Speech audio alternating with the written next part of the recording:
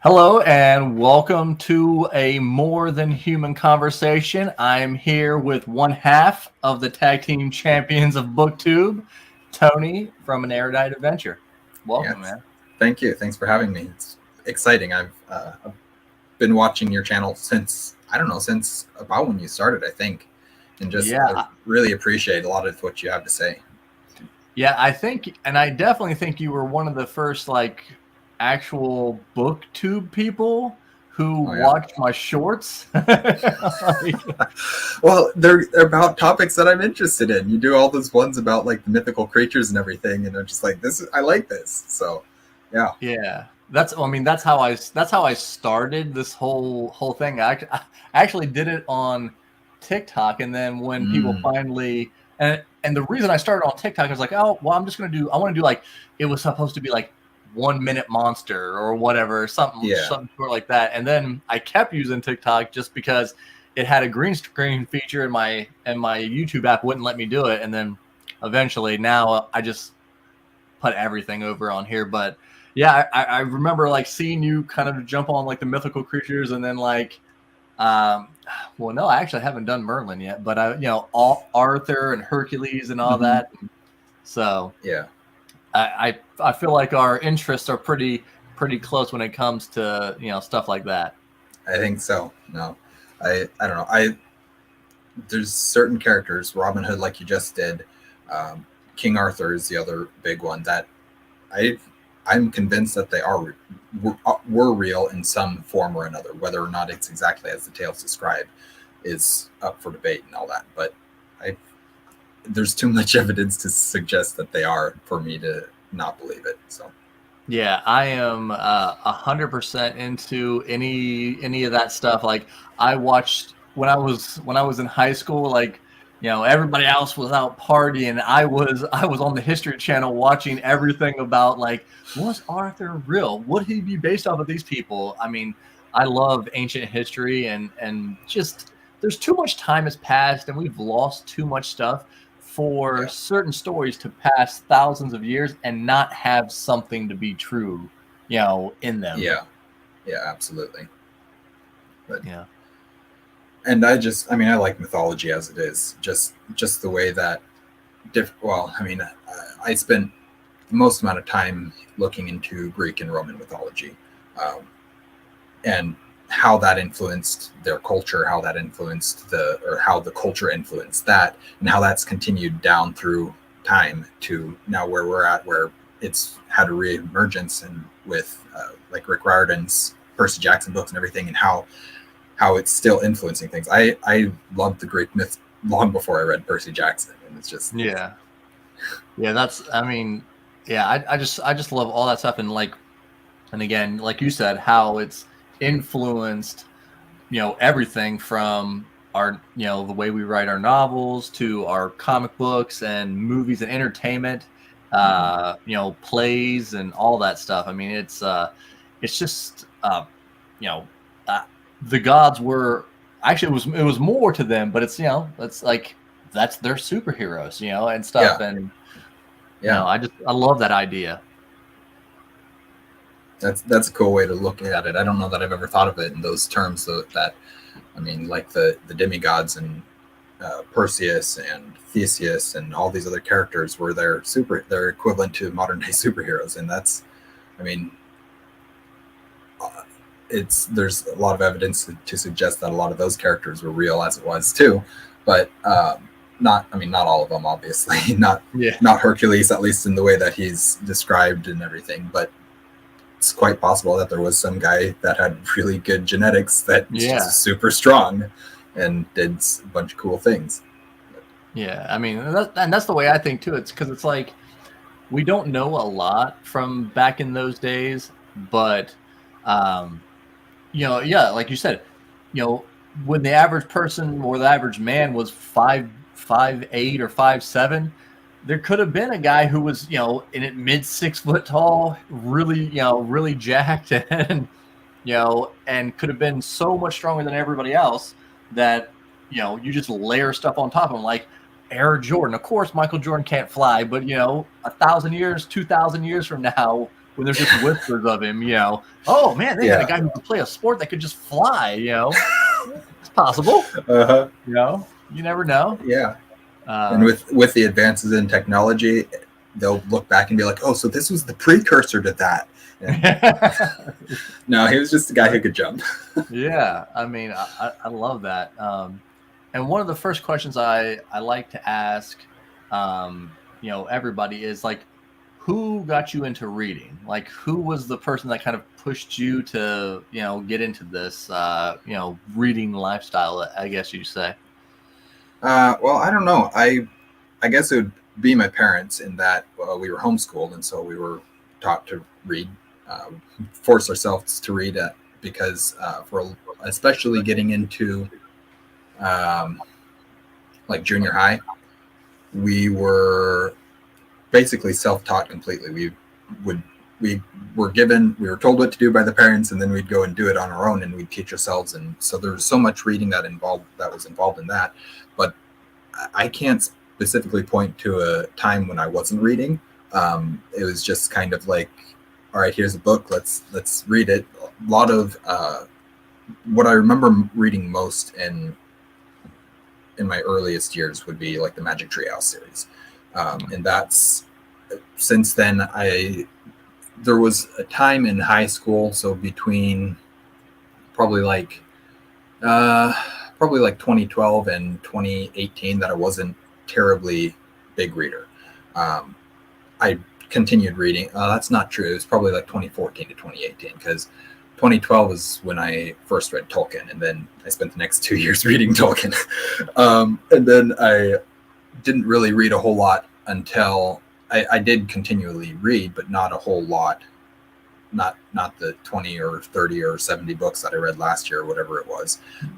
It was one, 2, 3 books a year type thing. And then I found BookTube in, I think, 2018, and that really got me back into reading. I just liked listening to people talk about books. That was cool to me. And then slowly through that, I just started being more conscientious about reading consistently. And that's where that's when I got into it, and we're like, all right, I want to do BookTube. I want to talk about some of these things that I'm reading, because I really don't have anyone else to talk to about it. I'm saying here, man. I read primarily, as you know, primarily fantasy with a lot of other things mixed in there, a lot of historical fiction or westerns or whatnot. But there's not really a whole lot of other people that I know around me that actually read fantasy, or read the amount of fantasy that I read, or read the types of fantasy that I read. My brother was the one who got me into Sanderson. He had to read Mistborn for one of his high school classes. And I'd read the back of the Mistborn of Final Empire, and just the blurb or whatever you call it for the back of that book one. Yeah, just so well written. I was like, all right, I've got to read this book. It's so good. And then I read it, and it was absolutely amazing. But even that was, I read Mistborn 1, and then a while later I read Mistborn 2 and Mistborn 3, and then I went back and read Elantris, and kind of didn't read much else for a long while there. And then we found out, or we got access to Mistborn Era 2 that I could then read, and I caught up on. I actually didn't catch up on that. I think I read, let's see, so it would have been, Alloy of Law is Era 2 book 1, and that one was out when I first read Mistborn, all of it. But then I think by the time I'd read that one, what's book 2, Shadows of Self, was not out yet, or it was just coming out and it was brand new and stuff like that. So like I didn't really have a great opportunity to read it yet. I came back to it eventually. I forgot everything that happened in Era 1 and then Era 2 book 1, so I had to completely reread it all to get to where I could actually read book 2 and understand what was going on. But it was super enjoyable, and that's kind of what threw me into the deep end in terms of like, all right, I absolutely love fantasy. I'd already loved Tolkien, already loved Redwall. Narnia. There was a couple other ones that I'd read that I really liked, but nothing that was like, all right, fantasy is my genre in that way. So what was the first fantasy book that you can remember you personally going to read? Like, because I assume your parents may have given you books when you were really young, but like, what was the first one you're like, I want to go read that? Was it Tolkien, or because you said 12, so I figured maybe a little bit before that. Yeah, I think it was Tolkien. I think it was The Hobbit and Lord of the Rings, because I wasn't allowed to watch the movies until I'd read the books, and I hadn't read the books, and my brother was watching them for his film class that he was taking, and I was like, I really want to watch these. And so I read The Hobbit, and then I think I read The Hobbit in December, and then I read The Lord of the Rings in December, and then I got an illustrated edition of The Hobbit for Christmas, and I read it again. So all in December, I read The Hobbit, The Lord of the Rings, and The Hobbit a second time. And then I went and found Unfinished Tales and The Children of Húrin and Silmarillion, and I think those were the only ones that I could find at the library. So I read those ones, and that was kind of the end of my Tolkien journey for a long time, because I just didn't have access to the other books. Slowly, as I've as you've probably seen, I've accumulated a lot more Tolkien books since then. You're like one of the people out there that's always talking about Tolkien, which I appreciate. It's weird, it's like there are some books that they're big books, right? And you'll make a video about them, and it's like, you're like, I thought it would get a lot more traction, but I think there's a big enough audience out there for Tolkien that definitely can get traction. I mean, you were getting some pretty good views with your the Rings of Power video. Well, yeah, that was a pretty hot topic at the time. I was trying to stay on top of it in terms of keeping my thoughts on it on the episodes that were coming out, so that I could continue to be relevant in that conversation.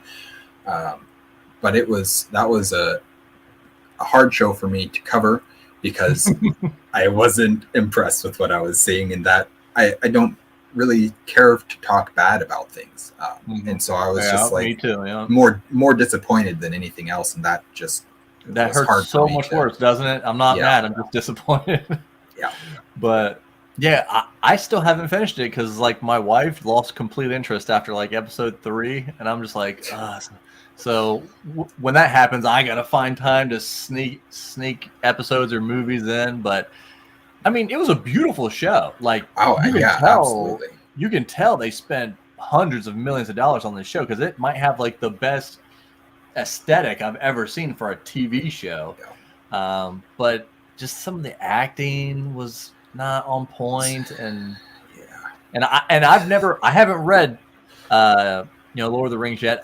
I will read the whole series this year. I just different things have gotten in my way, and then I also don't want to do Mistborn, because I feel like, man, I've missed out on the year of Sanderson, so I want to kind of jump in there, at least get through the Mistborn original trilogy. But, well, those 3 are my favorite. Mistborn Era 1 is my favorite Sanderson. I like a lot of his other stuff. I like a lot of Stormlight and what he's done with that. I like a lot of his more standalones, but Era 1 is just, part of it was I found it at the right time, I think, and it just worked as that entry back into fantasy, and that expansion from Tolkienian fantasy. It was different enough, and it arrived at just the right time and everything, but it was also just the storytelling in those 3 books is incredible. And I still think about so much of what goes on in the character arcs and the plot twists and everything, and just in the world building and the magic system, and just everything about it was so cool, and still is. And I'm like, all right, I want to I want to. Here's the hard part. That's the one that's most likely to get adapted relatively soon, and it's probably the hardest one to adapt, in my opinion. And the story arcs not so much, the character arcs not so much, but the magic in the world are Stormlight might have a harder world, but the magic for Mistborn is probably the hardest to adapt, in my opinion. Like as a storyteller kind of and as like a is it like an filmmaker. anime style magic system or something? No, it's not visual, except where it is, and it's very hard to explain how the magic system looks without knowing how it works. Um, some of it you can only see if you are the user of it. Some of it doesn't have any signs at all, and so just showing it. I mean, there's a one aspect of the magic system is a pewter arm. They ingest pewter and burn it in order to make themselves stronger, more and have more endurance, stuff like that. The problem is they don't physically bulk up when they do that. Like, you don't see them bulking up. It's just there's no external sign that they're using the magic. So you'd have to do, if you were going to adapt it to live action, you'd have to do something like, oh, the person's veins bulge out a little bit, or they get this aura around them when they do it, or something along those lines, to let people know, like, hey, they're getting more powerful. Yeah, but the problem is it can't be something that's noticeable in world, because it's not noticeable in world. You don't see it in world, but you have to somehow communicate to the audience that it's happening. And so, like, I've thought about a lot of different ways that maybe they could try and show it, like have some sort of flash in the eye that signals that they turned it on or something like that. But then you have to explain why the audience does, or why the in-world audience doesn't see that. And it's just kind of like Limitless. I don't know if you've seen that movie or not. No, I haven't. I don't think. It's like where a guy takes a pill and becomes like super smart, but like, you know, or he becomes super smart and he gets good at fighting, like all kinds of crazy stuff. But the only way, he only looks different by like taking the pill, and then they do like a slow-mo into like that visual where you go into their eyes for a minute and then you come back out, maybe something like that, so you know. But but it can't look tacky is the problem. It's too serious of a world for something to look tacky like that. I don't know. It's a hard one. I think that it could be done, and if it could be done well, it would be amazing. But I'm scared that it can't be. We'll see. We'll see. I mean, like, my favorite book series of all time is the Dresden Files, and they already screwed it up once, like 15 years ago. Yeah. And we're just like, I know Jim has the rights back, and apparently he was working with Fox just before they got sold. So, you know, he's promised, like, he's not going to let people destroy this version of it. You know, he's like, I'm working on it. So I'm just like, you know, hopefully you don't turn the wizard staff into a hockey stick again. You know, let's not do that. So I've only read 2 of the Dresden books so far. And I haven't watched the show. Don't watch the old one. But I watched Daniel's rant about it, Daniel Green's rant about it, that he did several months back, and I was gonna watch. I think I watched, who was it? AP came. I watched his discussion on it. AP might not say that he did, but I know AP made that because he watched Daniel's video, and then I made a video about both of them. I think for some reason I never ended up watching yours. I think it was just in my watch later playlist, and it just got so low down that it, like, because you add video to it and you can only watch so many per day. Both of them are way better than me, so you're good. But one of the things that I noticed immediately about that show is I like who they chose for Harry. That's what everybody's like, he was great. He was a great cast. And the reason why is because he has a major role in Arrow. Obviously he's older at the time. Arrow came out in 2012, started coming out in 2012. And so he was older than when in early 2000s, so when he did the Dresden show. But seeing his character in Arrow, I'm like, you know, I could see this actor. He also played a character in the Star Wars Battlefront 2 that EA did 2015, I think it was. Okay. but like I've watched enough of his stuff at this point, and I haven't watched that much, but I've watched enough that I could see, he'd be a really good Dresden. He's got the personality, he's got the acting ability to do it. He looks relatively like the character, and I think he's a great choice. They did a great choice on the casting, but from everything else I've heard about the show. Don't do it to yourself. But like, the thing about Dresden is like, Dresden has become this thing where it's like, they're not long books, so it doesn't take too long to get through. James Marsters is amazing if you do the audiobooks, but it's like, people will just tell you, and it was the same way when I got into it years ago. It's just like, oh, just wait, you wait, the further you get in, and like I did the first book because my friend was like hounding me for like 5 years to get into it, and I did the first book, and I was like, I mean, it's it was all right. It was entertaining. It's all right. It was entertaining enough to keep going. And at the time, I was working for Red Bull, so I was like, I had long distance drives in between my deliveries, so I was like, I'll just throw it on, and then I got to the second one, and I actually liked the second book better than most people. The story was like, he threw a little bit too much werewolf, I think. I don't, because I know you just finished it not too long ago. Yeah, I liked a lot of what he did with the werewolf. I like the different types of werewolves that he brought in, and how all of them played a role, but how, like, one of the things that I really like is when, and you did it too, in More Than a Gunslinger, but is when you take an idea from, or like a mythological creature, and then you kind of twist it so that it's not what we think or what all the stories say about it. There's some truth to that, but not fully. And that's one of the things that I really liked about that. The book 2 was all the werewolf stuff in it, because he didn't just, it wasn't just big bad werewolf turns into werewolf at full moon and bites people, turns out them into werewolf. Like, there was far more complexity to it than that. And I really appreciated that.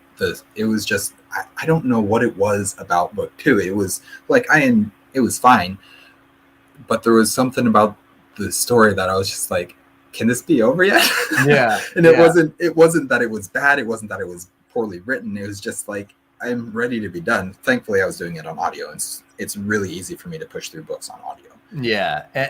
And like most, like, Dresden people will tell you, like, universally, those are the 2 weakest books. And then it kind of like, my friend's like, hey man, if you get through the 3rd book, you'll be hooked.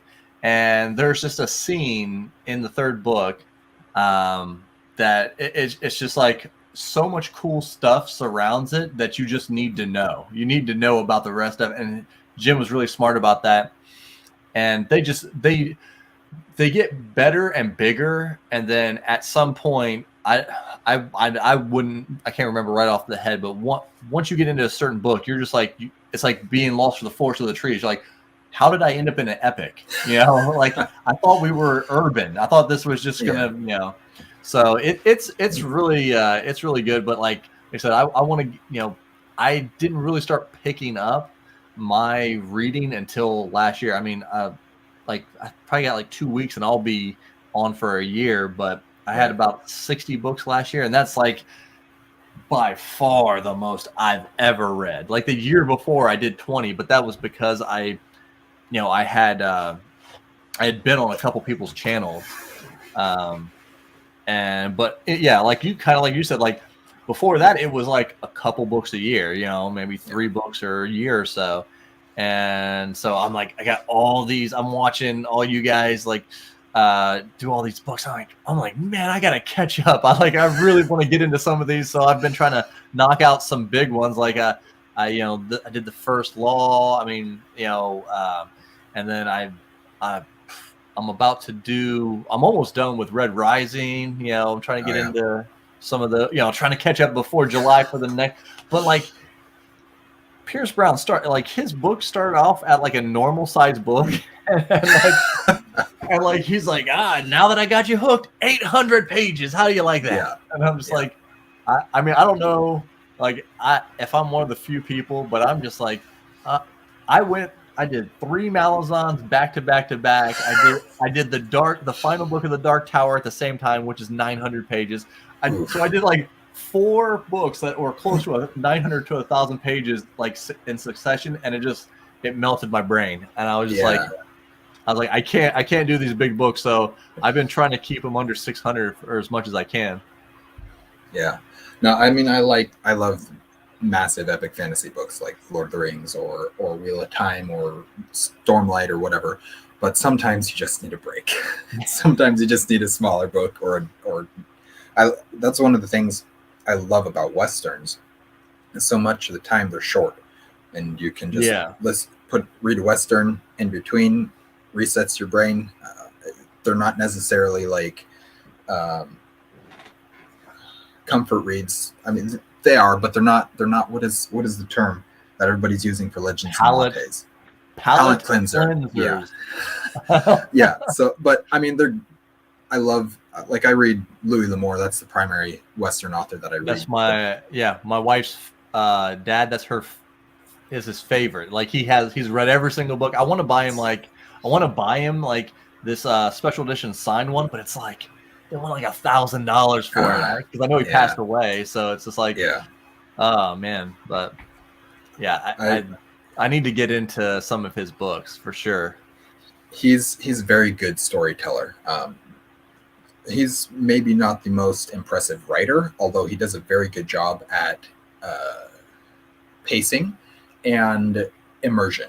Like you feel like you're part of the world that he's telling about, which it's places that that you can go visit all throughout the United States. The most recent one I read was Sitka, which is set actually between California and Alaska, in Sitka, Alaska, and just goes back and forth between there for most of the book until it goes into Russia for a little while.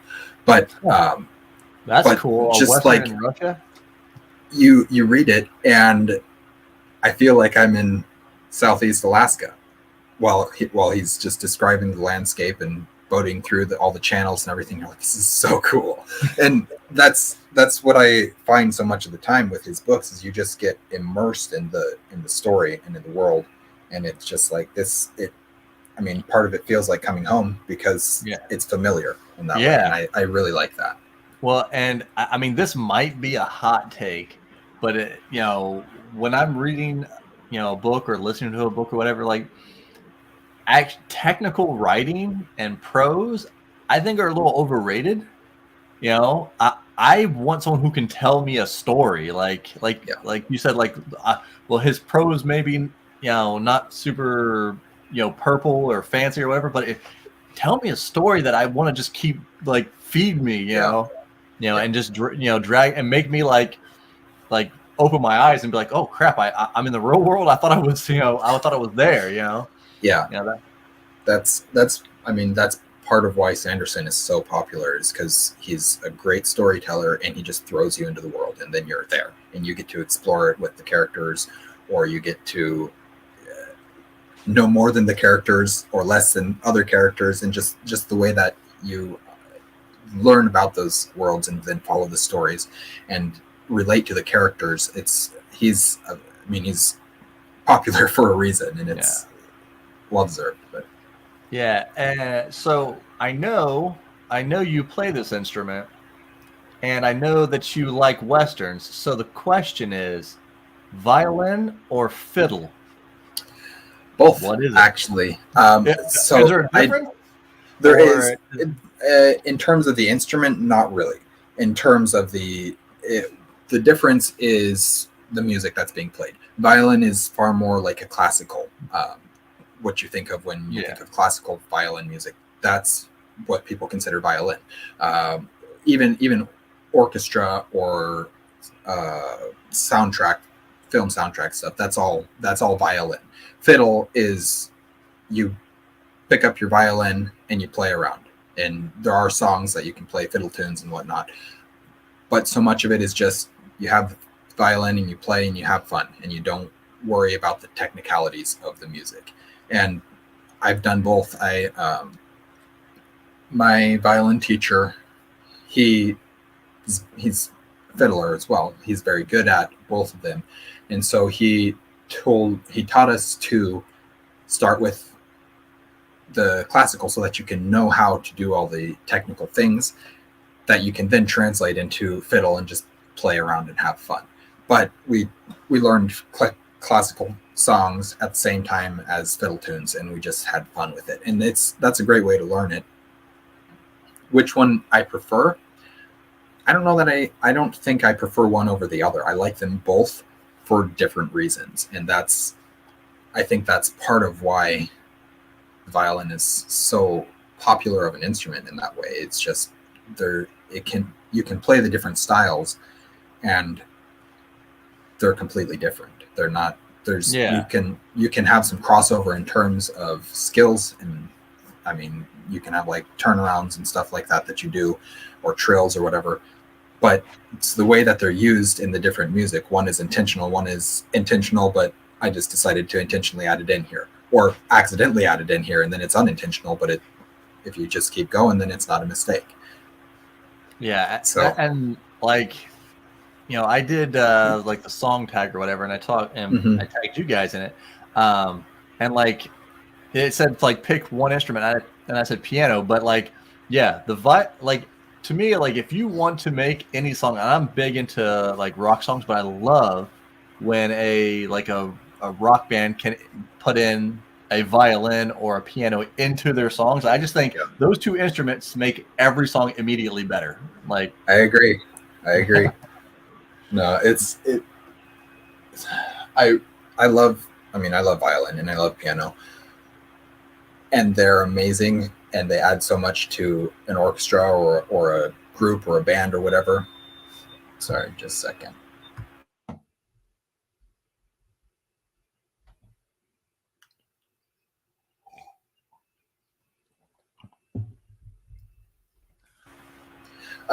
But yeah, so they add so much to whatever it is that you're playing them with. But there's some other really cool instruments that I would love to learn. The hurdy-gurdy is the one that's that just recently, like I've been watching more stuff with more hurdy-gurdy players do covers of songs or whatever, and I'm just like, this is such a cool instrument. I've heard the name, but I have no idea what that instrument I cannot describe it. you literally have to search, just put it into YouTube and watch some videos. Is it brass? Is it a string? It's a stringed instrument, but it's also got a crank that just plays a consistent drone, and then how you mess with that drone is what makes the music. So it's but then you can also stop your crank, and so it's and then and just the way that it's used, and then you've also got strings. I think there's some sort of keys as well that you can use at some point, or maybe that's a different instrument. I don't know. But that sounds crazy. It's a weird instrument. Looks weird. It's difficult, but it's got such a distinct, unique sound, and I just I want to figure out. I want to get one so that I can learn how to play it, and then somehow incorporate it into music for movies or something, because it's just so cool. But yeah, and I don't know if it was from your guys' newbie tag, but like so I know you play an instrument. You also do some writing, and you were wanting, like, and this was 3 years ago, right? So you were wanting to act. So have you acted upon that? Have you tried out for anything? Like, is this something that you might have to try to leave Alaska to do, or? So the answer is yes to all of those things. I still want to do acting. I've loved what little bit I have done. There's not much in my city. There's not much in Alaska in general. So I would most likely have to, and I'm really trying hard not to have to, but I will most likely end up having to move out of state for a couple of years until I can get established to the point where people would actually be willing to fly me out to come work on their projects. I haven't done very much acting. The one thing that we do have up here is theater. And Yeah, so I that's can probably get a good involved. place to start. Yeah. It is the skills that you learn in theater translate better to film than film does to theater. Yes. Yes. So that alone is, and also just having an opportunity to act is hugely beneficial of any sort of acting. So since, let's see, when we did the newbie tag, or when we started the channel, I guess, which was that first video, I had done one play, and that was Three Musketeers, and I had like background nobody roles.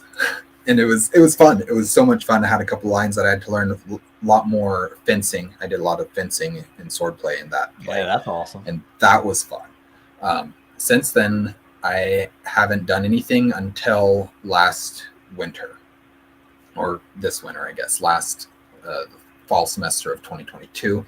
And then I got cast in the lead role in a play. And so I went from random background characters to the lead.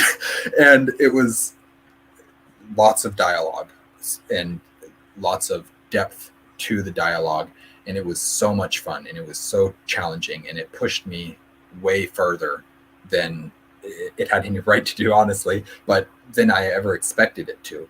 And I feel extremely lucky and blessed to have been able to do that play. But now I'm just like, all right, when can I do something else? Yeah, I'm so excited to do more, and it's so fun. But that one was called Rope. It's a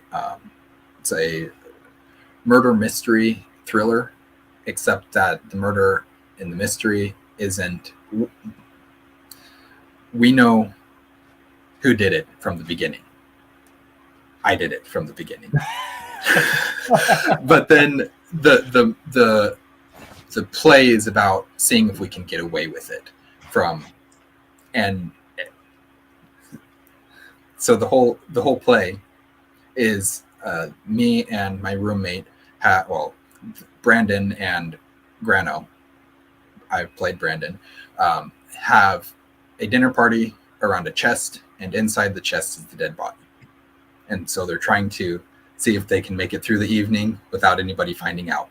But they're not subtle at all. And it's part of the fun of it is in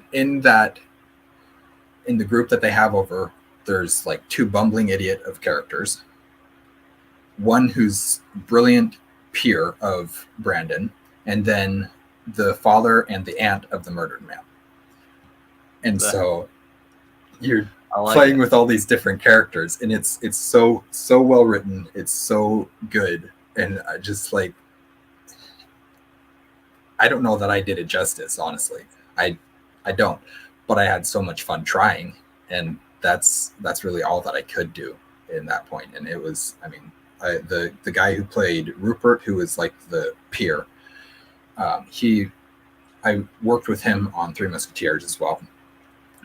And he's so good. And he was the one who's like, all right, you need to consider looking at this last sequence from this perspective. And so we worked a lot together trying to get my character to the point where it actually made sense with the story and with his character and his personality and everything.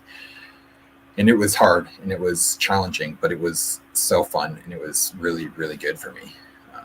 And I don't know, I love acting. I've loved the very, very, very little bit that I've done. And I don't know how I'm going to continue doing more.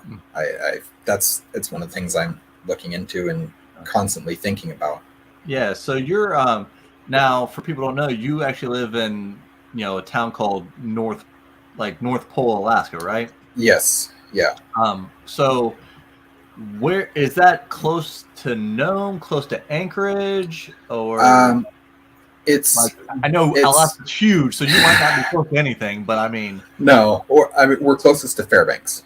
Okay, Fairbanks, that was gonna be I was like the three that most people would know. Yeah. Fairbanks is we're 15 miles away from Fairbanks. I don't remember exact direction. You're like a suburb of Fairbanks, then. Kind of, yeah, in some ways. You're like kind of. I So mean, how it's a different city, but yeah. so like how big is your city? Like how many Um, what's the population? blink and you'll miss it. No, it's population. You know what? I don't actually know. I don't know the actual population numbers for the city because and it also there's so few people who live in the city compared to who live around it that Oh yeah, okay. if you include everybody who lives around it, it's a lot more. So are you like in the hundreds or in the thousands? Thousands in the Okay. thousands, but I don't know how. I don't know if we.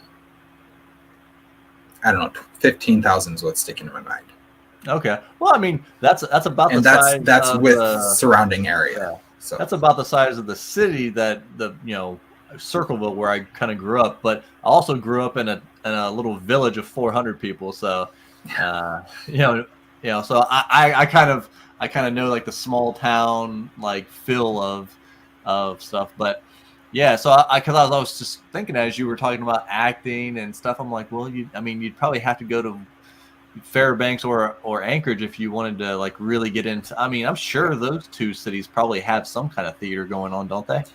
that's. I mean, we've got theater, but we don't have. There's. I don't actually know how much theater Anchorage has. I know Kenai area has a lot of theater, um, but there is a quite a bit of theater and live performances in the Fairbanks area. It's the and then there's quite a bit in the Kenai area. I don't know. There's basically no film stuff at Yeah, all, except I mean, there's like survival shows and stuff like that, and that Alone. they're all fake and everything. But so there is I'm that kind of addicted stuff. to But Alone. that's Okay. well, that's good for you. Have fun with that. I like if people like it and enjoy it, that's great. I'm not bashing it or anything. It's just there's a lot of it that is very staged, and Yeah, it's Bear fine. Grylls for sure. Yeah, but Staying in hotels, like, and then he like wakes up. Oh man, I'm super refreshed in this bag of 30 degrees below zero. hey, 30 below, it's cold. It gets cold, and it's harder on the vehicles than it is on the people because you can bundle Yeah, for it. You can put on more clothes, and you'll be fine. Vehicles just have to deal with it, and it's hard on them. But it's you learn to live with it. You learn to deal with it, and it's not that bad if you're able to deal with it. And yeah. Well, that's why I it's just the tell way that it is. people because I'm a mail carrier and people are like, well, what's worse, winter or summer? I'm like, summer, 100%. I would rather carry mail in 0 degrees than to carry mail in 90 degrees Oh yeah, because I can put on more layers. I can put on my snow boots and do all that. I can only take off so much. exactly, exactly. I mean, Yeah. like I like the heat. I like warmth, and it. I mean, we get mid 80s pretty consistently in the summer. I've heard 70s, your guys' 80s is summers are not hard. beautiful up there. That's Oh yeah, like, they're amazing. If you can make it through the spring without allergies, which I can't. I've got lots of allergies, birch allergies specifically, and there's lots of birch in my area. I was gonna say you Um, wouldn't like it where I live because there's a lot of birch trees out here in Ohio. I love it. I love the birch, but it's in the spring. It's hard. But the summer, once you get into summer and it's just warm and beautiful and it's bright sunlight all day long, all night long, that's kind of hard sometimes. But Yeah, it's yeah. amazing. It's I mean, winter is still my favorite season, and not very many people agree with me on that. But I love the snow. I love the winter. I love the cold. Um, but it is really nice to get summer once Once winter's it over hits. and you're like, all right, I'm ready for a couple months of summer, and then by the end of summer I'm ready for winter again, ready for all 6 months of it. So what But do you are you a full-time student or what do you do for a living? I am done with college.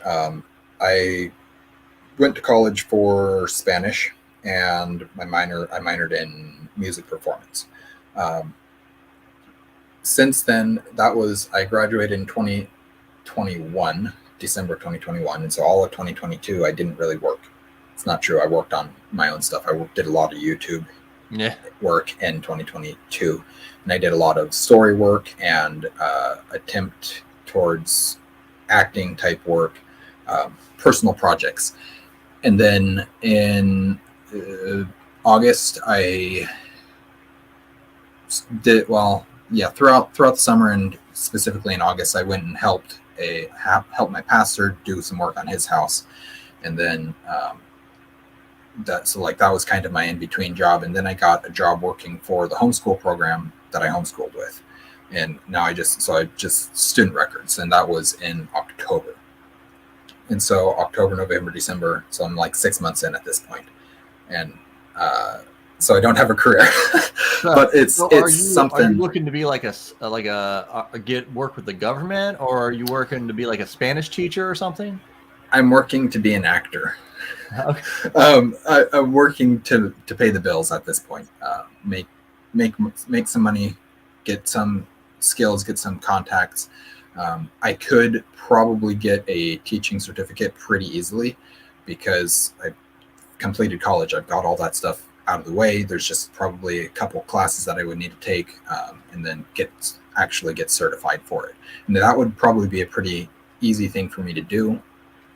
I just don't want to get to the point where I am tied down to something else and I can't take the time to go do acting that I want to. So would that make you? Are you 23?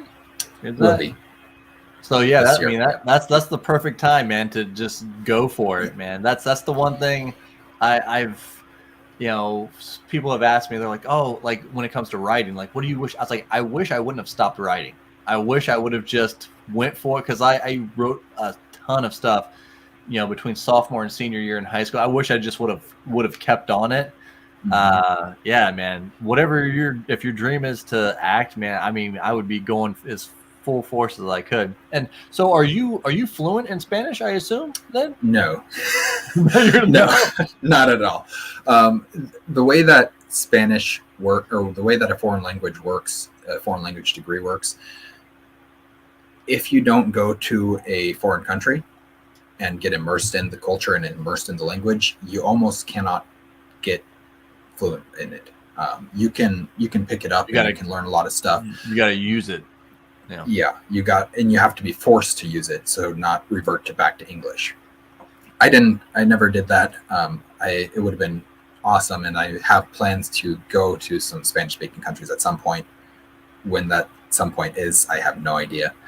Depends on time, depends on funds, all the things that everything depends on. But I have a very good baseline understanding of Spanish. I know a lot about the structure of the language, about how to formulate sentences, all that kind of stuff. I have a good baseline in terms of vocabulary. But there's so much of it that without the being forced to have to use it, I just won't get. And I could have tried harder in my classes. I mean, I was basically a straight A student, and especially for all my language courses. And I could have tried harder, and I could have learned more through that. But there's so much of the college, of the university system, that is pass the class, not learn the subject. That's what it is now. There's certain classes that I took that mentality into, because I was like, I need to get this class done. I don't care about the content of it.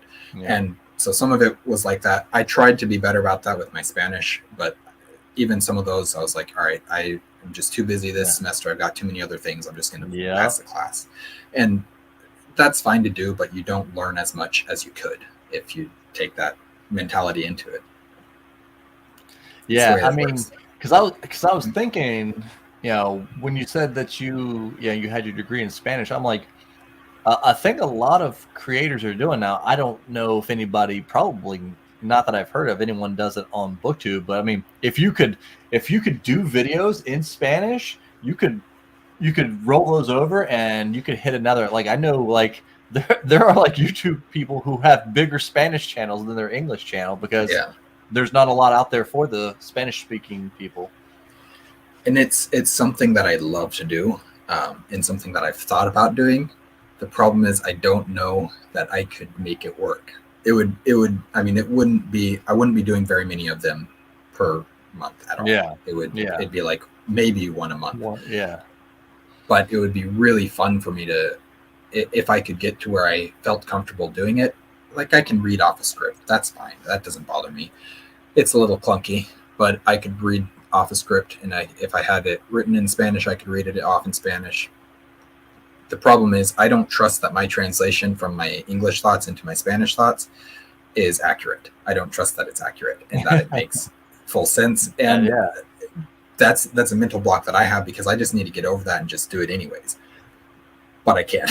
And it's kind of the way that I have gone about my Spanish since I graduated is I don't use it as much as I could, because I don't trust that it's correct.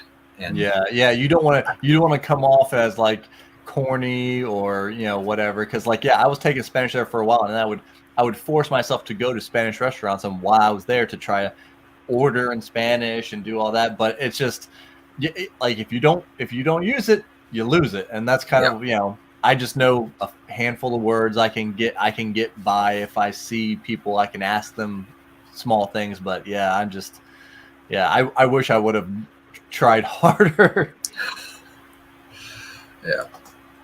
It's a good skill to have for sure, and it's useful in anywhere that you go. Acting, especially if you can speak another language as an actor, that's huge. Well, and speaking of BookTube and starting off and everything, we were talking about this before we jumped on. Yeah. But you've been on for 3 years, right? And that would actually, I want to say that might put you right before the Philip Chases and Library of Alexandria. I think you just beat that group of people. Joanna, I think you just beat all of them onto BookTube. The difference is their content is better. It's so funny. And there's been an influx of people coming in, maybe there was a handful of people that came in right before I did, and they have everything on point. I mean, professional mics, cameras, Library of a Viking, tall guy reads. He's so good. Yeah. I'm like, all those guys, I'm like, man, you guys got the budget down right off the bat. I'm like, I just got my fancy mic here. I don't even have a mic. I film on an old iPhone. It's not even an old iPhone. It's an iPhone 8. But that's what I film on. It's just like right here. That's my camera and my mic. It's a Pixel 6, man. That's what I just got comfortable a month and a half ago or so to use the back camera, to use the actual really good camera. I've been for about 10 months. I was using the front facing camera because I wanted to see myself and make sure I wasn't looking weird, No, we were smart and used the back camera from the start. Doesn't really help when you can't make things look good in editing, but we were smart and we chose to do that. I didn't want to deal with the weird mirroring that the front camera does, because I didn't know how to deal with that. I do now. I could deal with it at this point, but I didn't want to deal with it, and so we just started off using back camera, and it's fine. It's low quality. It doesn't look great. It doesn't sound great, but I didn't have the funds to upgrade anything. I still don't. Yeah. I'm saving up for a mic, a good mic, but I'm trying to decide if I want to get a mic that's just incredible, or one that is plenty good enough to serve the purposes of our YouTube channel, and then a different one that can be used for music stuff. And I haven't made that decision yet, and I haven't done the research to know which of them I should choose if I decide to go with that type of route or something. But it's there's so much research. Yeah, if you're wanting to do music, there's a whole other thing that you have to kind of consider, because I have the Yeti X, which is the newest Yeti one, and I got it on because there was a deal going on. I think I got it for 120 or something. Nice. Yeah. But yeah, I mean, I know Rhodes does maybe has a little bit better mics for music and better boom mics. Yeah.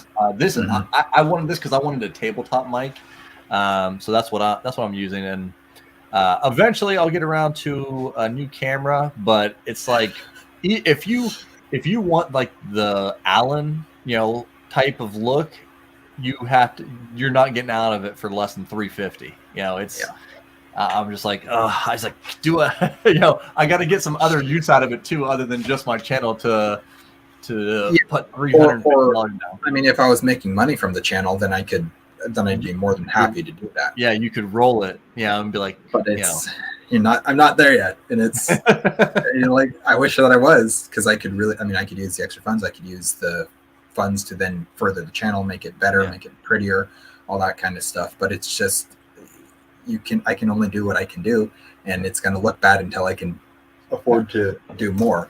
Well, and your guys, I mean, your stuff looks better, or at least just as good as my stuff, since I've switched it up and tried to do some lighting and stuff. Do you guys have a ring light? No, we have.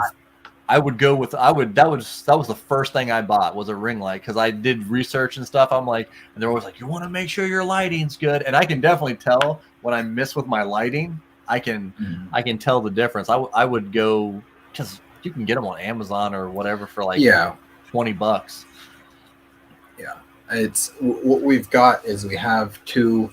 I don't even know what they are. They're just some lights that my brother had, and basically, I don't know. We raise chickens, so we call them heat lamps.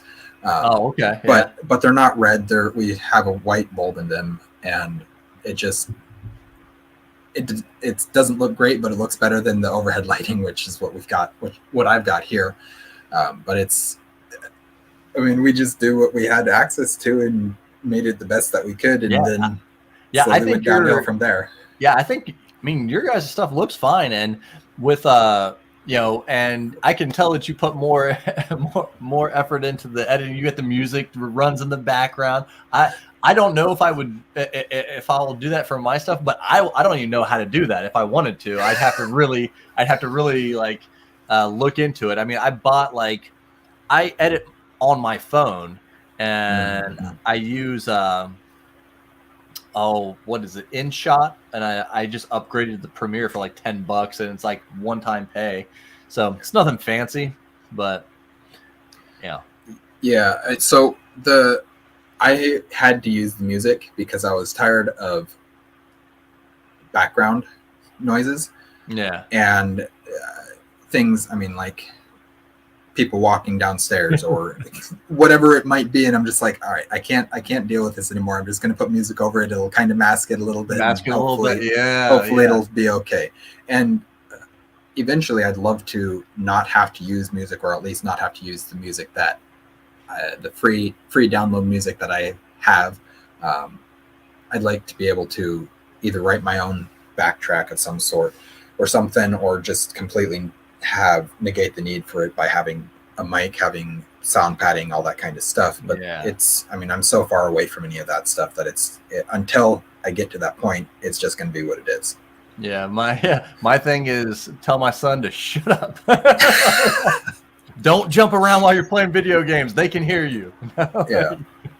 No, but so another question I really wanted to ask you, because you might be the only person I know that's more into dragons than Chaz. I mean, you've done several videos about dragons, dragon book covers, who's the best dragon. Like, I love it. I love all that stuff. Me too. So, like, why dragons, and what really got you? What got you into being so big on dragons? So the answer is one that I don't think I knew about for a very long time. But there was an old PBS show that was called Dragon Tales, and I watched that as a kid, and then kind of went out of I didn't watch it. It went off air or whatever, and I grew up or whatever it was, and I didn't really do anything with dragons again until The Hobbit with Smaug.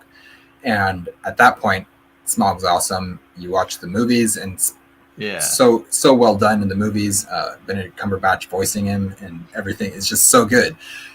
And then, like, slowly since then, I've just found more and more dragons, and the thing that I really, really like about them is the variety, not just the variety in sizes and shapes and colors. Like, that's awesome. It's having like a massive green dragon or a smaller blue one or whatever it might be. That's all cool and everything. Oh, there was also Dragonheart. Dragonheart. Yeah. Dragonheart. That one. I was watching some clips from that the other day, and it's so bad. Looks so bad, but it was part of my childhood. The late 90s, early 2000s. They had some...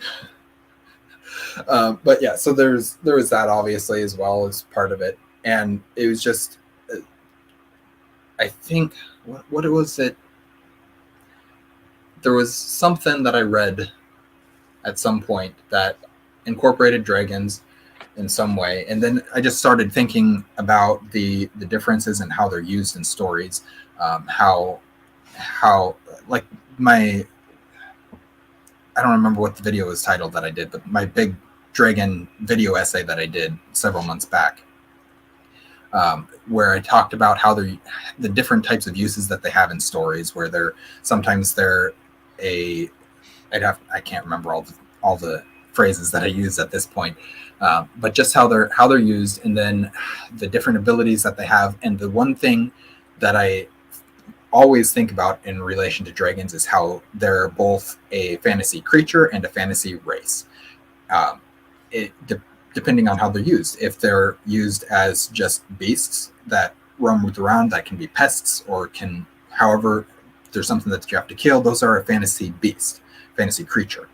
But if it's one of the smart, ancient dragon lore, wisdom, all those types of taglines or whatever that go along with it, that's a fantasy race. And the way that they can be completely different and both be dragons, it's so cool to me.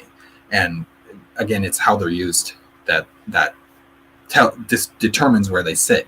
And one of the early videos that I made on the channel was favorite fantasy creatures, and I didn't include dragons on that list because I wanted to include it on a favorite fantasy races list that I still haven't done. So I see what you did there. At some point, I will have to.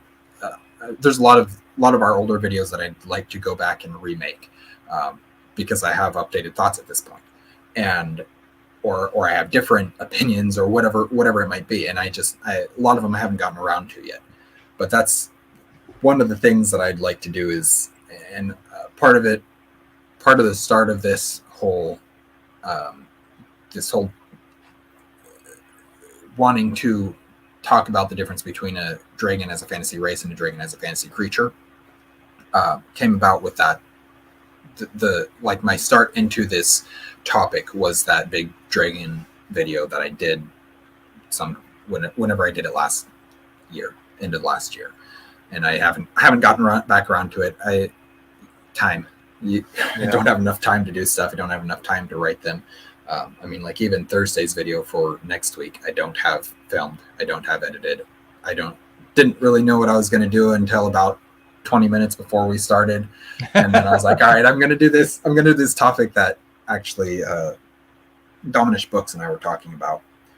And it's going to be another video essay because it's easy. I've got it pretty much all entirely written. And so I'll just do it. And that's basically the premise for this video is that somebody commented on, I think it was one of Library of Vikings videos, and talking about, mentioned something about how Redwall isn't fantasy. And Dom saw that and he's like, do you want to comment on this?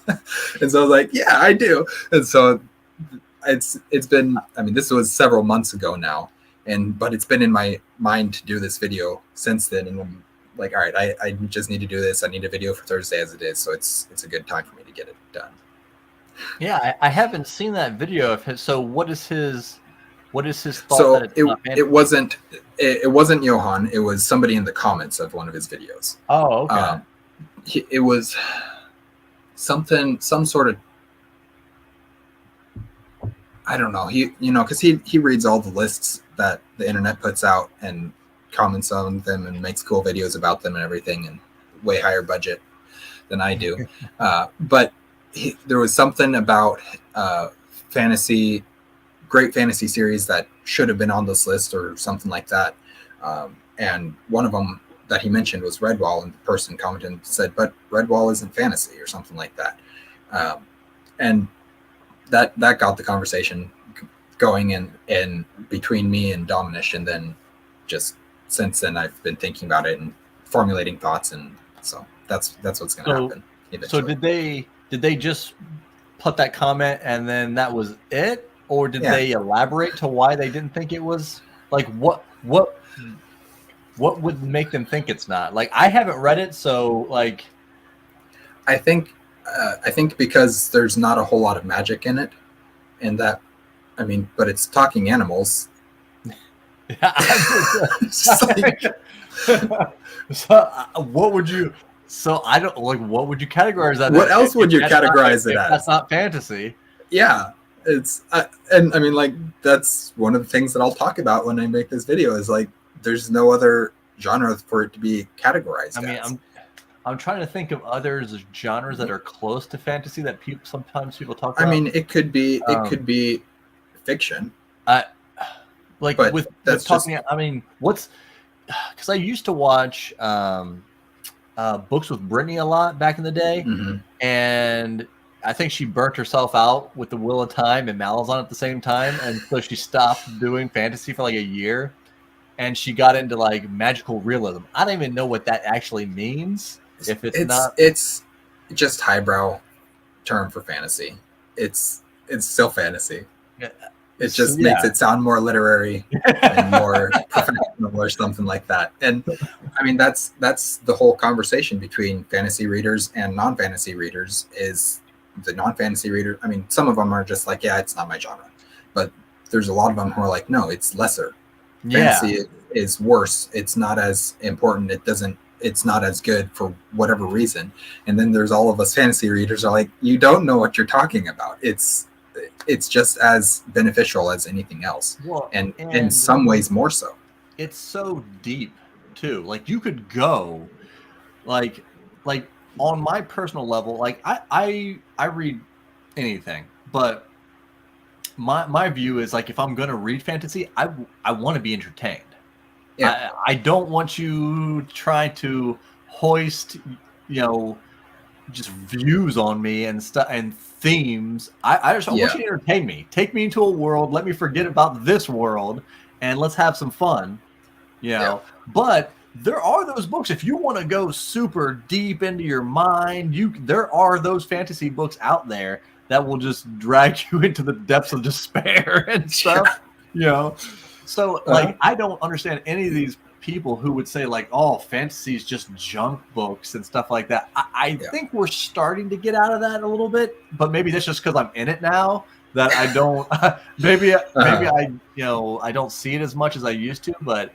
And I think it has started to that mentality has started to go away a little bit, especially as more and more people start realizing, you know what, Tolkien isn't the only fantasy that's worth literary praise or anything like that. And he absolutely is. He's amazing in what he did with Lord of the Rings and how it has since affected the entire genre. It's insane, but he very much deserves the accolades that he's gotten for that. But there's so many others. I mean, Sanderson, all of his books deal with some sort of mental health, something or other. That's what he wants to talk about with his books, but it's not blatant. It's not in your face. He's not trying to rub your nose in it. It's just that's how he chooses to tell the story, and that's great. There's so many other writers that do the same thing where they tell a story, and through that story they bring in these themes. I mean, Philip Chase talks about theme, like that's how he reviews books, as he discusses themes, and that's super cool. I'm not smart enough to be able to do that, but I like the way that themes. I just read finished the Earthsea cycle by Ursula K. Le Guin in December, And so that's Philip's girl right there. She's so good at incorporating themes, but still telling a story. And I mean, like, and I've had this discussion about Marvel. I've had it about Star Wars. I've had it about everything at this point. If story does not come first, your movie will fail. Guaranteed. Oh my God. I wish I could have had you on that Star Wars discussion. I wish I could have been there. It's just bad timing for me, but I would have loved to have joined. That is my main thing. Whenever I talk to anybody, I have a few nerd friends at work that we all talk about all the new movies and stuff. It's like, if when you're on the red carpet or you're being interviewed, if this isn't coming out of your mouth, I know it's going to be a bad show. If the first thing out of your mouth isn't, the story is just amazing, the acting is top notch, the effects, you guys won't believe it, and the fight scenes are just magnificent. Like, if that's not what if you're talking about literally anything else other than that, like, the score was great. Like, if you're talking about anything outside of those parameters, you did not do as well as you could have. You must have been focusing on things that don't make the story better. Yeah. Or if it's a broad generic statement like, I had fun on this movie, or this is a great film. I need a little, I mean, and maybe this comes from me spending so much time reviewing books at this point, but I need a little bit more than that. I need to, I don't want details about what this story is. I would prefer, I'd prefer to go into any book, any movie, completely spoiler free. I don't want to know anything about it until I get there and watch it or read it. Books, it's way easier with books, surprisingly. Like, it's so easy with books. Films at this point, it's so hard to avoid spoilers. Like, I mean, yeah. Shazam 2 has been out for like a week, and I've already heard spoiler. And I'm like, I haven't even been on social media that much. Yeah, I have tried to stay off of everything because I'm not going to get to watch John Wick 4 until Monday. So I was like, I swear to God, anyone says anything, I will smite thee. Like, but like, I'm in it. I think it comes from me being a storyteller. It's so important for me that there is a story first and foremost. And actually, Derek and I were talking about this because we just read Sun, which is the fourth book in the Giver Quartet by Lois Lowry. And we were talking about this in relation to the Giver film that was 2014 or something like that when that one came out. Yeah. It was right at the end of all the dystopian craze with Hunger Games and Maze Runner and all that stuff. And so we were talking about it, and that book is so good. And the movie is fine. And the reason why the movie is not nearly as good as it could be is because they don't try and adapt the story. It's still more or less the same story that they're telling, and that's fine. And it does an okay job at some of it. We like the casting, but there's not a ton of it. I'm not going to talk about that. I'm just not going to talk about that, at least at the moment. But the movie, the Giver movie, what it does is it tries to tell a generic dystopian young adult story, and so it's the same thing as it becomes the same thing as Hunger Games and all those other ones. The first Red Rising book.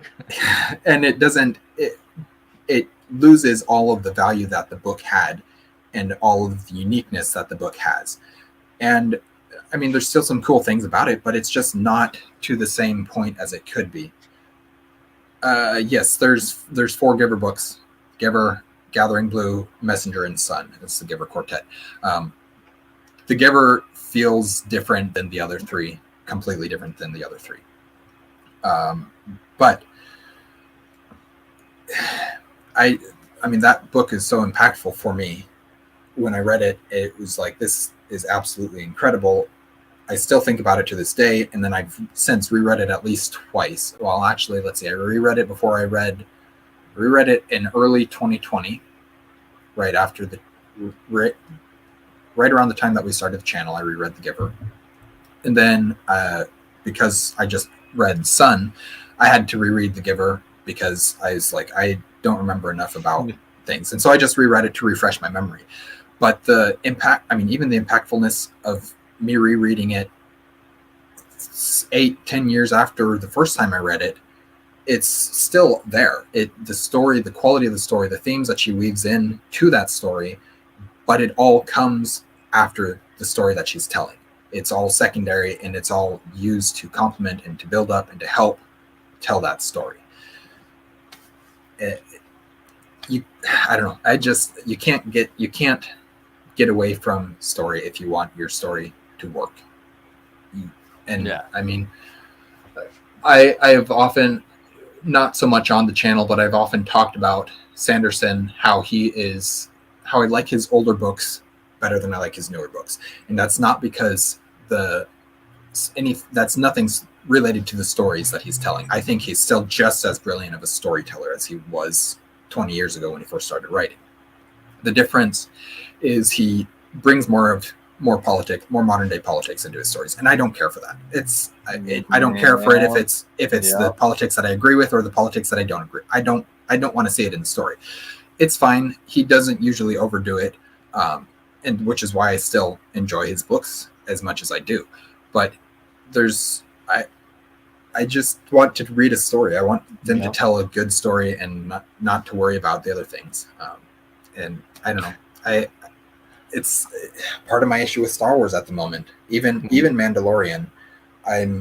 This season of Mandalorian's been rough for me, and it's not because I haven't watched the last episode. My friend told me it's a little bit of a snoozer, but I haven't watched it. I liked the episode, but it's my issue with this season so far has been the directing. It's not been great, and the reason why I know it's not been great is because between episodes you can hear the same types of dialogue. You can hear the same types of dialogue being given by the same characters, but between one episode and the other, it's drastically different in the performance. And one of them, a line of dialogue can sound amazing in one episode and horrible in the next episode. And it's not the actor's fault.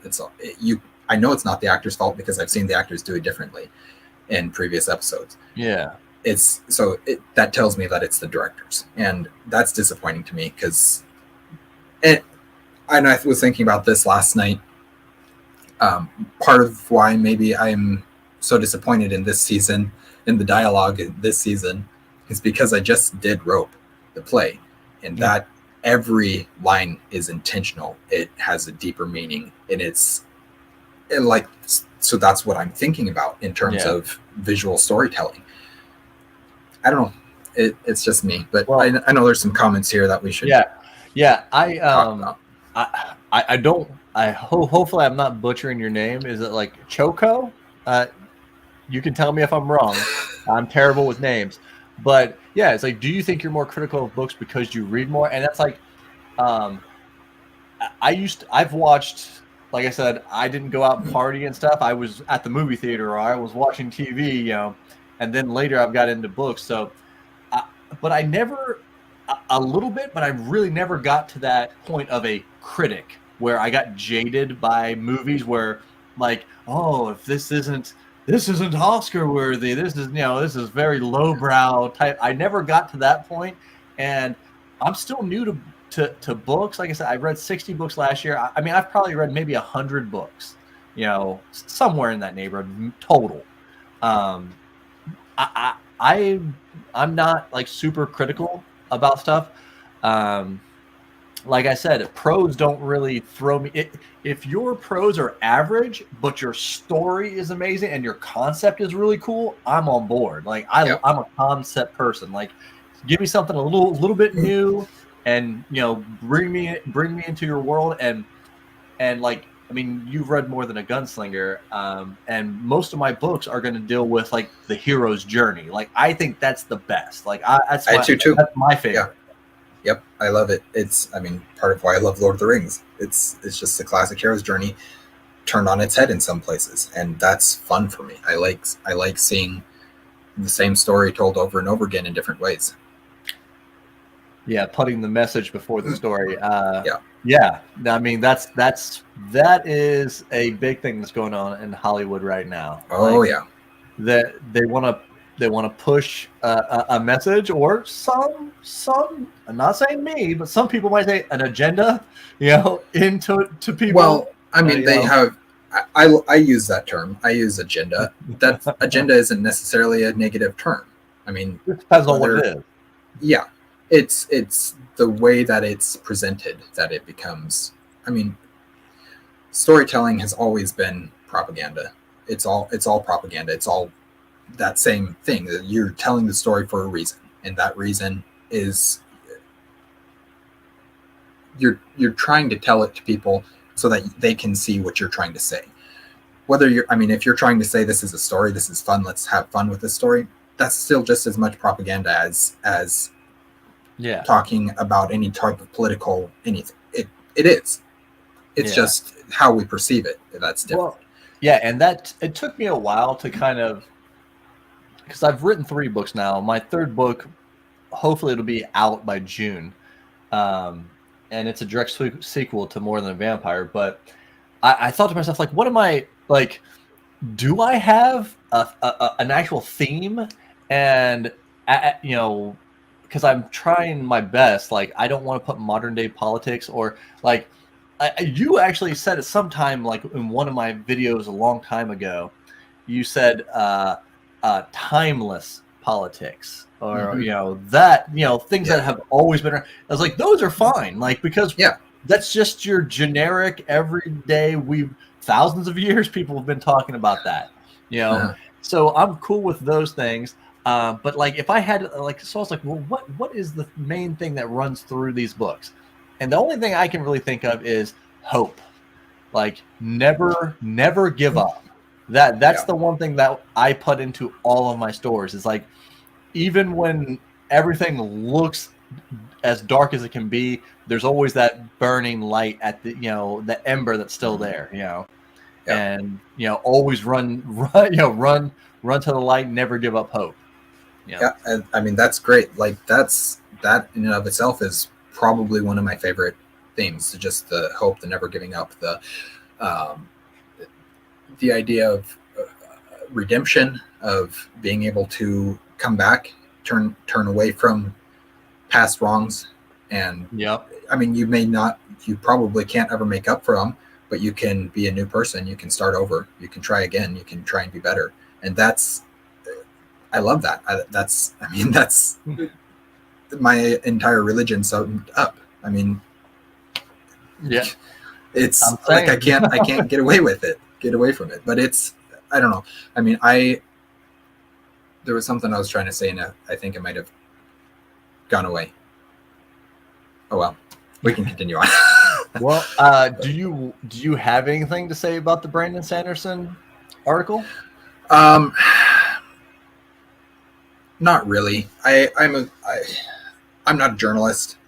I don't agree with really anything that the guy said, but I'm not going to bash the guy. I'm not going to be mean to him or anything like that. I really like Johan, Library of the Vikings video that he put out today regarding Brandon's response.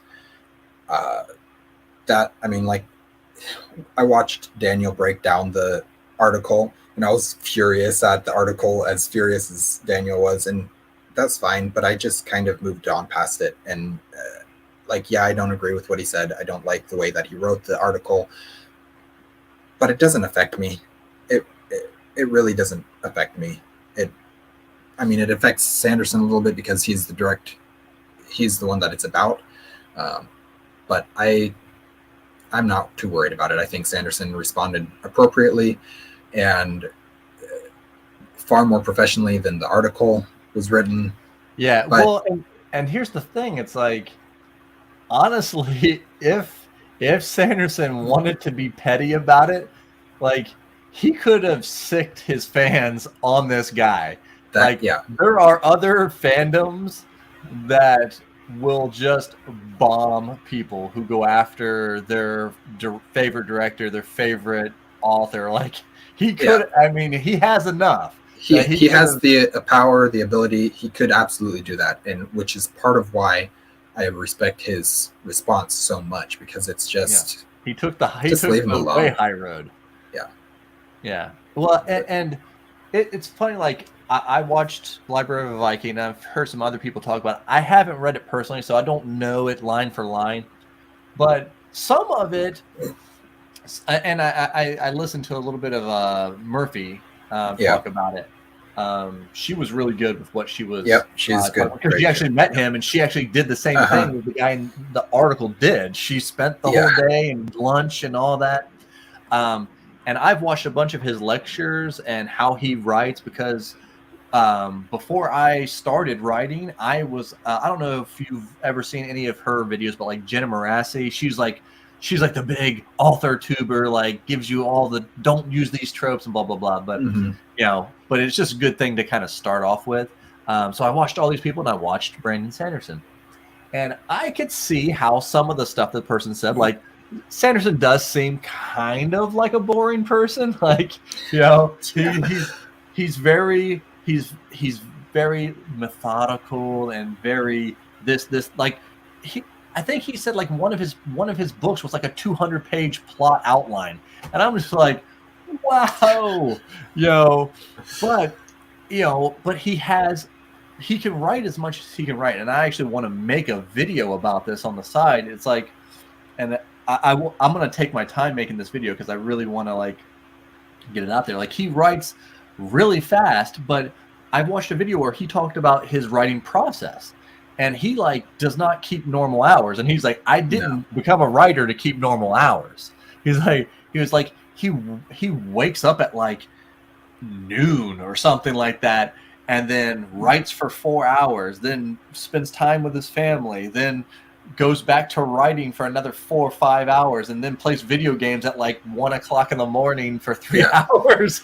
But if that's your job, if you put 8 to 9 hours a day into writing, and he's also said like once you write consistently, not like a professional, but if you just write consistently, you should be able to do 500 words an hour.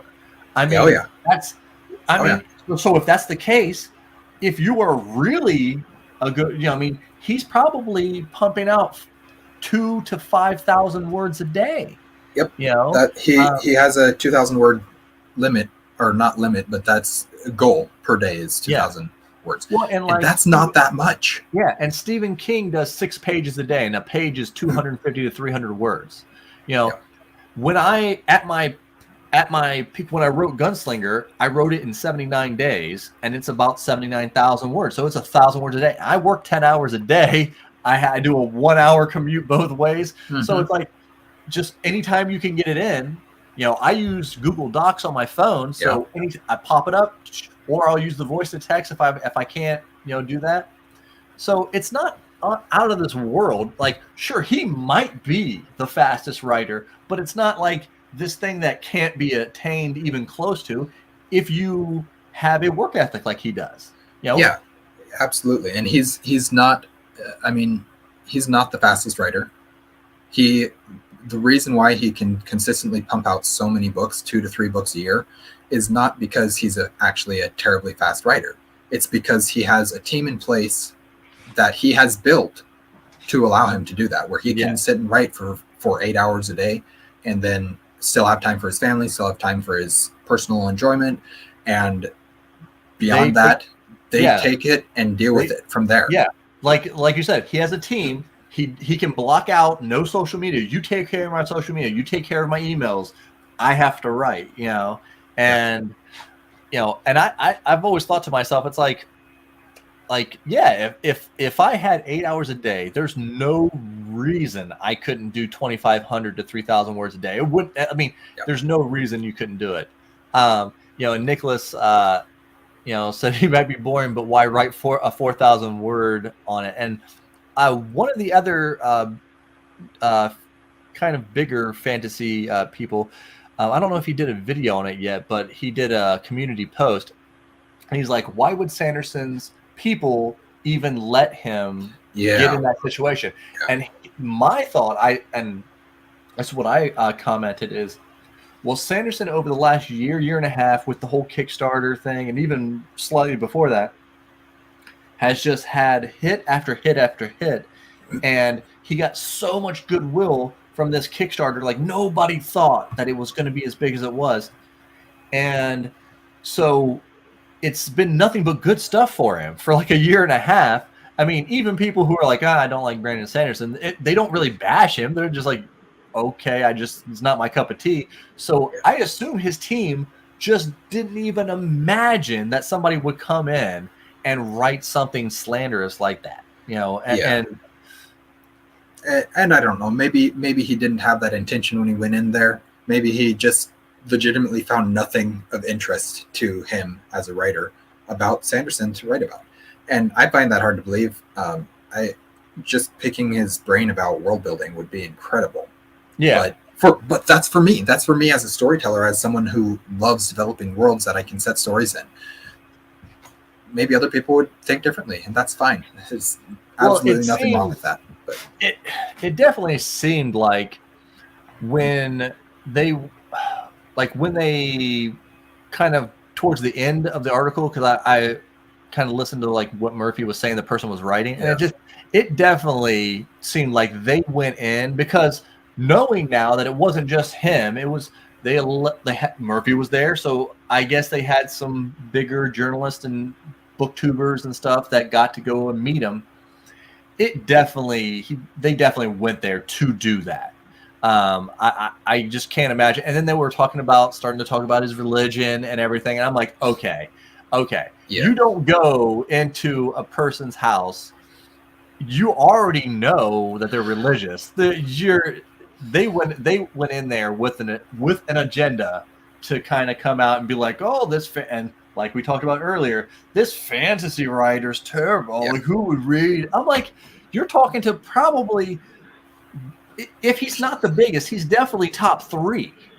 At least right now. I mean, you got King, him, Butcher sells hundreds of thousands of copies every time he drops a book. It's like, he sucks.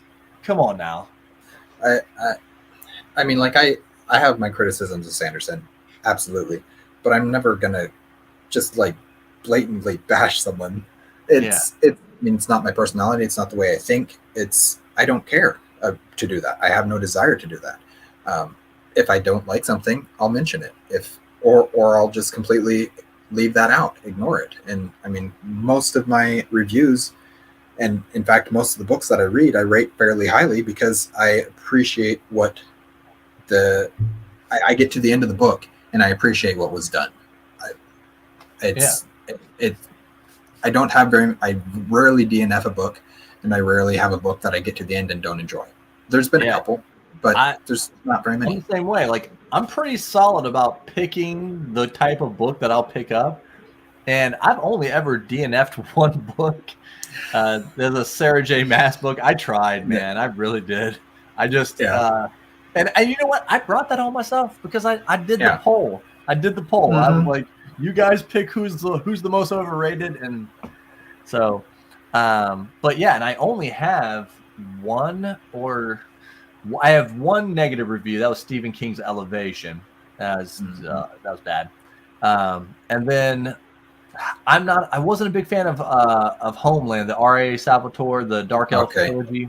Yeah. Like, I know people like, Drist's the greatest character in fantasy history, and I'm from that first book. Maybe he gets a lot better, but I was just like, it's so generic and stuff. Like, I know it's based off of D&D, so maybe if I was really big into D&D, it would be like the coolest thing ever. But those are the only 2 reviews that weren't like that I didn't like have good things to say about the books that I've been reading.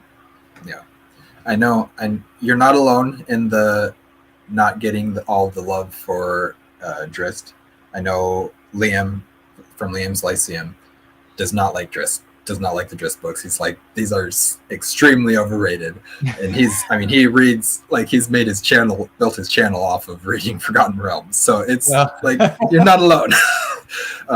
There's a lot that I haven't read yet. There's a lot that I don't plan to read.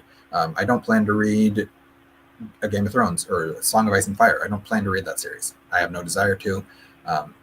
Dragons are cool, but other than that, like, there's nothing appealing in that series for me, from what I understand, largely due to the adult content. And I was I just I was gonna ask you, but I was just like, because obviously you have religious upbringing. I assume, Mhm. right? Yeah. You know, is there books that, and I guess you've answered one of them. Is there books that you just won't touch, won't mess with? Because like I remember, um, like I from the time I was like 16 to in my mid 20s, like I never missed a Sunday, and but then like kids life and everything happens. But like when I was younger, and like the Harry Potter books were really big, and the Dan Brown books were big, Mm-hmm. and they were like, don't read this stuff. And but I mean, it's Harry Potter. Come on, I mean, it's like, that's really light if that's what you're going after. Yeah. But are there certain things that you just don't want to touch? Uh, Personal choice, yes. Not that I would feel. I mean, like, I don't want to read erotica. Have no desire to read erotica. But I'm not a big romance guy either. Yeah. yeah. So there's that. There's things that if I know they're just laden with adult content, like A Song of Ice and Fire, I don't have any desire to read that. There's some other things off the top of my head, I'm not thinking about them. I do plan on reading the Dan Brown series. I've read Harry Potter. I like Harry Potter. I think Harry Potter is better than people give it credit for in terms of, especially within the Christian communities. I think Narnia is overrated in some aspects. So like, I make my decisions based on the stories being told. I don't like voodoo black magic. That's just something that I personally don't like to deal with. I don't want to have anything to do with that. So there's probably some King that I won't read. But there's also a lot of stuff that until I know that there's stuff in it that I don't want to read, or until I read it and find out, then I won't. I don't know that I won't read it. And again, it all comes down to the story. It comes down to if I want to, if I ever get time to. It's like it doesn't. There's a lot that I won't read. There's a lot that I will try and read. There's a lot that I want to read that I will never get to, and it's not specifically for religious reasons. It's all personal choices that I have made because either I don't like dealing with it, I don't like reading about it, I don't like seeing it happen, whatever it is. And it's just me. I'm never going to bash the book for it. I'm never going to bash the author for writing it. I think there are times and there are authors who you see the titles of their books and you're like, why would you want to write this? What does this say about your mindset? But I'll just not read the book at that point. And it's the way that I treat things, and it's the way that it is. Yeah, there's not too much that I wouldn't give a shot. But again, I know what I like. So yeah, I'm not searching out these romance books or, like you said, books that are just like, that's what it's all about. I'm just like, that's not going to be entertaining to me. So I'm just not going to, I'm not going to do that. But like, yeah, I was always one of those people that was, they were like, don't the Dan Brown, the Angels and Demons and all that. I'm like, I went and seen the movies. I thought they were pretty good movies, but stuff doesn't shake my belief system. So I'm just like, I'm not worried about going, I'm going to go see this movie and it's going to change me. No, yeah.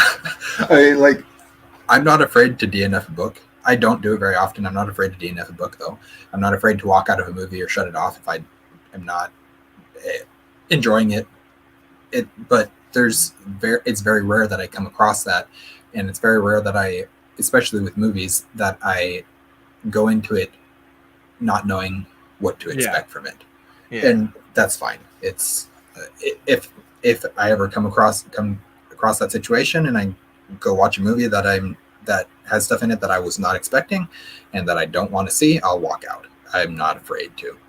Well, and that's I think if everybody had that attitude, the world would be such a better place to be in, instead of like you said. And this is what I tell people. I'm like, you got a remote, If you don't like it, Yeah. click, change the channel, put the book down. You don't have to like go on a rant and try to cancel the person and everything. Oh yeah. Okay, I don't like your message. Guess what? I don't have to read it. I don't have to watch it. Yeah. I don't have to go. I don't have to go and write a 4,000 word article about how I don't like you. You're bad. Yeah. You want to be people's gods. Like that's the one that got me. I'm like that. Just what? I mean that title for. And I really don't want to talk about the article because I don't want to keep it in the conversation, because the more we talk about it, the more it's going to do exactly what he wants it to do. The more we talk about it. Yeah. I don't have any desire, but that title is very, very off-putting. Yeah. Like you read that title and it's an instant negative reaction. Here's the one thing, and I don't know if it's, I mean, you write too, right? So, a little bit. So my thought is, I don't know if it's a writer personality trait or if it's something that is an outside force on writers / authors or whatever. But it seems like they want you to be super humble. Like either it's a personality trait that just humbleness is in writers' personalities, or if it's like writers are scared to be more charismatic or more like Stephen King could come out and be like, he could just like, I would have no problem with him coming out and being like, yeah, I'm one of the greatest writers who has ever lived. And if you want to listen to what I have to say, I could teach you a lot of stuff because I'm one of the best who ever do it. Like, and there's a lot of authors that could come out and do that, but a lot of authors seem to be very like, in on themselves. Yeah, I'm glad. I'm really, it's I write okay. I'm like, you write okay. You sold like 5 million books. Like, no, you're dang good. Like, it's okay. If you want to wear a suit and drive up in a Ferrari, I'm cool with that. Like, you earned it. Yeah. No, I agree. Tori from Tori Talks is her live discussions are imposter syndrome, and I think that's very accurate for a lot of authors. A lot of people who write or tell stories, we feel like we're frauds. We feel like this isn't as good as it could be. This isn't as good as I want it to be, and that's the artist mentality of it's never going to be perfect. It's never going to be to the point that that it should be. And eventually you just have to put that aside and put your book out or whatever. And I mean, I think that's if you can. Oh, go ahead. If you can get to the point where you're like, I know exactly what this book is. I know exactly how well it's written, and it's going to do. I know exactly how well it's going to do. This is not because I'm amazing. This is not because I'm horrible. This is because I've looked into the analytics type thing. If you can get to that point where you know exactly what it is for what it is, then it's. I think that's a good point. And I mean, like, Sanderson knows he's mega famous. He knows it. He doesn't try and hide it. He has fun, but he has fun. I mean, you watch some of the videos on his YouTube channel. Like with the release. Yeah, like he has fun and he knows how to tell stories, and he doesn't ever let it get in the way of. He never lets his storytelling or his popularity get in the way of what he's doing. He just is himself, and I appreciate being yourself in that way, when you can not be afraid to just do what you are doing. I mean, like for me, I don't know where I'm supposed to be. I don't know exactly everything about everything, but I know what the next step for me is, and so I'm going to take that next step, and we'll see. If I never get into acting, I never get into acting. If I do, that's great. I'll probably never be famous. I'll probably never be a Marvel actor, but that's fine. I in some ways I don't want to be. I don't want the fame. I don't want the pressure of being in the spotlight like that. I just want to tell stories, and that's all it's ever been for me with acting. I love portraying characters. I love bringing them to life, but it's all about the story for me. I just want to tell stories. Yeah, So. and I've, you know, my friends we've had this conversations where he's like, oh man, if your stuff starts ramping up to the next level, it's like, oh, are you gonna move somewhere? I'm like, no, I'm gonna live in this house outside of the city, and I'll just sit here. As soon as I start making what I'm making at work, I'm gone. I'm just gonna sit in here. I'm gonna write 3 books a year, and because I try to keep all my books right about the same, right at the 275 to maybe 320.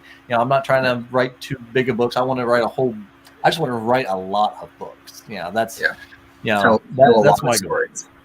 And I just want to tell stories and entertain people. But yeah, man, this is it's the time to go for it. And I've said there's a low probability that I'll be selling hundreds of thousands of copies, but I'm gonna give it the best shot I can do. I'm gonna write the best stories that I can write and try to market them the best that I can do. And so I'm super pumped to see where you go with that, man. And there's always acting stuff that I don't know what my wife signed up for something and I get hit with it all the time. She's like, you should try out for this movie that's in Chillicothe, 10 miles down the road. I'm like, if I got the time, I'll why not? But yeah. But so what's the plan? What's the short-term plan that you are trying to accomplish? Well, I want to. So at the moment there's 2 series getting adapted. There is the Pendragon Cycle by Stephen R. Lawhead that's getting adapted by Daily Wire, and nice. That's an Arthurian story. Yeah, I think I heard about that. I want to be in an Arthurian an Arthurian adaptation. The other one is the Calculated series by Nova McBee, which is a sci-fi series, modern day sci-fi. I've read the books, reviewed. Have I reviewed all the books? I haven't. I know you talk about them. Yeah, I think I did. I think I have reviewed them all, but I've talked about them. I really want to be in that series. There's one character in particular that I really, really want to play, and I don't think I'll get it. But those are the 2 things. If I can find casting calls for them, I will audition. If I possibly can. That's my goal, is get in both of those. I'm not famous. No. I'm an absolute nobody. But no, those are the stories that I want to tell. I have my own stories. My primary writing project at the moment is a low fantasy TV show, kind of in similar to what you're doing with your books, in that it's myths are real and they're infecting our modern day lives, but in ways that you don't know. And it's going to be low budget, even though every time I write another word of it, it gets higher and higher budget. But it's going to be low budget. It's going to probably not be very good. I don't know where it's going to get distributed, possibly YouTube. Who knows? I have no plans for it other than I'm trying to tell this show, and that's the best I can do. I do have to get going here, though. So. Hey, man. Well, I appreciate you hopping on here, man. I had a blast. We'll definitely have to do this again. We'll have to find some book that we're reading together, and we can or reading at the same time. Or when you read Lord of the Rings, just let me know, and I'm happy to talk Lord of the Rings. Hey, man, or anything. But that's great, because I've asked a couple people, and they were just like, I don't know. So, but yeah, I would love to do kind of a big discussion, and we could kind of go back and forth on watch the movie too, and kind of see what they didn't do and what they did do. Yeah. Whatever, I'm down for just about whatever. I've got to make time for it, but other than that, I just finished my reread of the year for Lord of the Rings, but it's always in my mind. I know the story well enough that I can talk to you about it whenever, and I'd be happy to. So All right, man. Well, where can everybody find you at? Our channel is an Erudite Adventure. That's the primary place that we have. We do have an Instagram. It's the same thing, an Erudite Adventure. And then I'm on Goodreads. Kate is on Goodreads, but I don't know. I'm not friends with her on Goodreads apparently. So like, I don't know what her Goodreads is. Mine is Tony Adventure. I think that's all that I did for that one. It's linked in our channel. We have a Discord that's linked in our channel, but that's about it. We're not terribly active everywhere, just mostly YouTube. So. All right, man. Well, that's excellent. Tony, thank you for jumping on. Tell Kate I said hi, and we'll have to get the whole crew together maybe when we do Lord of the Rings. Sounds fun. All right, guys. Everybody, have a good one.